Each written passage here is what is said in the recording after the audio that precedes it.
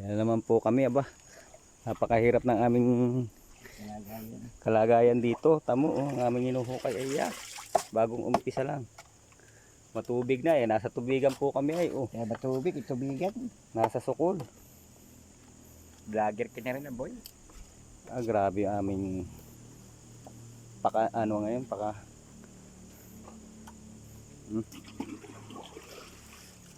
Kaway naman parang din. Sikat ka na ngayon. Babarrel ka na. Paring Oreo. Ayos ka lang dyan, pare Oreo. Ha?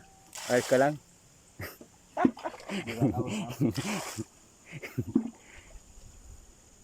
Lahat kami dito ay napapaisip kung ano ba itong nangyayari sa buhay namin.